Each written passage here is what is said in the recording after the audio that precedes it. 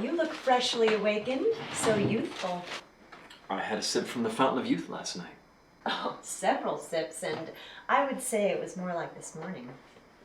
Night, dawn, morning. Oh, I've really got to run. Bye, honey.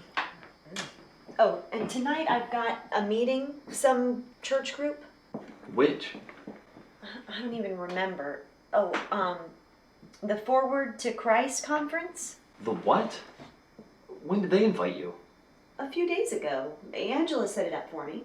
Well, you still have time to back out. What? Why would I want to do that? It sounds like a parish group. Not quite. They're not officially recognized. Forward to Christ, the so-called progressives. They're a post-Second Vatican Council organization that's changed into something else. That's the official church position on them. They're something else. Like the Jehovah's Witnesses? They wanted reforms that the Vatican disowned a long time ago, before Pope Paul VI.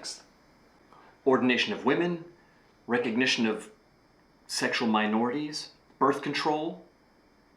They made waves several years ago about the Vatican backtracking on whatever threatened the Pope.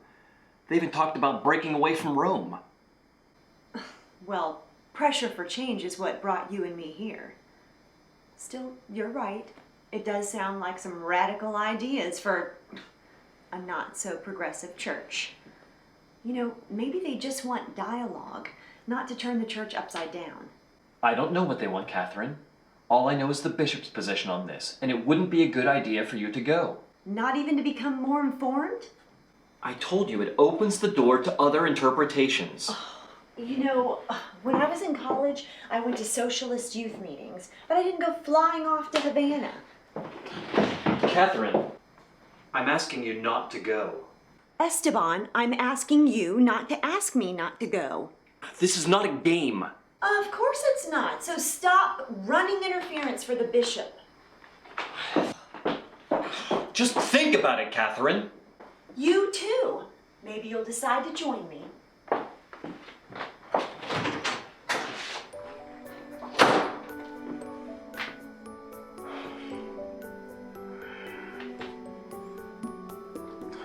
Would you give me a hand here?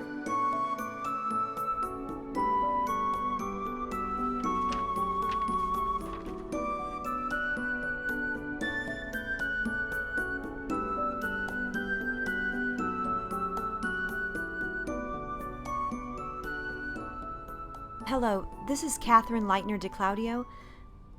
I need to make an appointment to see Dr. Mertz. Dr. David Mertz. So, are you going or not? I don't know yet. I don't get it. I think I'm too old to understand these things anymore.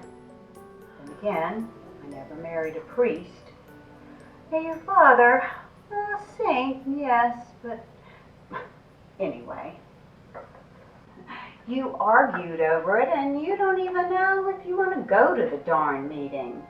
That's not what we argued about, Mother. You might think it is. All that stress could cause him to lose his ejaculatories. Indulgences. Time off from purgatory. The Vatican doesn't call them ejaculatories anymore. Oh, God. If that man had known whom he'd married, he'd have never laid eyes on you. That's a terrible thing to say. Oh, honey, I'm sorry. I didn't mean to upset you. You do seem like such a nice couple. Once you get used to the idea of a married priest, his great looks, his beliefs, your beauty, your intelligence, your stubbornness. That's what I meant. For room, it was an explosive formula. And you love each other so.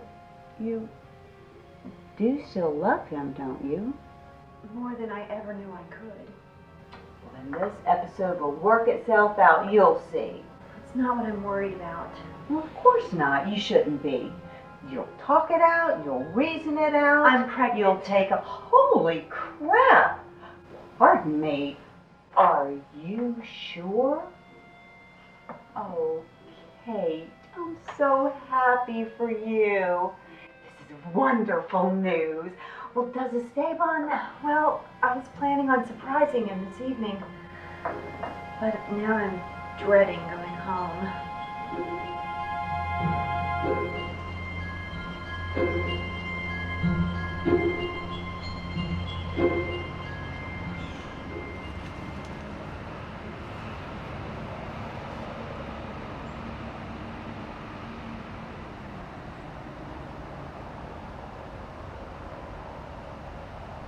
Pardon me, aren't you the priest's wife? I'm married to a priest, yes, but my name is Catherine Leitner de Claudio. Yes, I'm sorry, I meant no offense. None taken. Can I help you with something? I'm not sure, but I would like to talk with you. I'm Judy Zalkin. Pleased to meet you, Judy. If this is church business, But not entirely. Okay. Could we sit out here a moment? I don't know if I have time. Please, it will only take a moment. It's a matter only another woman would understand. Fine, then. This may sound strange to you, but please hear me out. I have 2 children. This is Andrew, he's 14, and this is David, he's 12. Handsome young men. They are, and sweet. I live for them. You sound very proud of them. I couldn't be more so. I'm sure your husband is just as proud. Their father doesn't live with us. We haven't seen him in almost 3 years. Oh, I'm sorry. He abandoned you? He never was at home all the time. His job made our relationship unusual. He worked in a different city, but he came to visit regularly until he was transferred permanently. We have never seen him again. I'm sure that was very rough on your children, and you too, of course. I don't matter in this. I knew what I was doing, but if I had known what it would do to their children, I never would have been so stupid. You see, Mrs. de Claudio, I'm Jewish. My children's father is Catholic. Oh, an interfaith marriage. I like how you put it. It sounds less unpleasant. It was more a faith-discordant arrangement. I take it you weren't married. We couldn't, even if we wanted to. He was already married? No. Well, in a way, I guess you could say he was.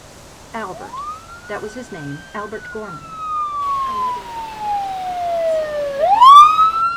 Oh, you sure had a problem then. If it'd been my problem alone, I wouldn't have cared. But our children miss him terribly. They need a father. And he and I both made this mess without realizing how horrible it would be for innocent children. Evidently you never considered any type of prevention? Albert was against it. Wait, he was against birth control? Well, you could have... Oh, Mrs. de Claudio, could have, should have. What difference does that make now? Yes, there were contradictions, but so was our entire history together. Only our children made sense. I found myself making up stories about his job so that our children would not be confused. I feared their judgment. My family has abandoned me, but I finally had to tell our boys that their father had left for good. We're alone now. I'm so sorry. I wish there was something I could do. Maybe there is. Maybe you could talk to your husband.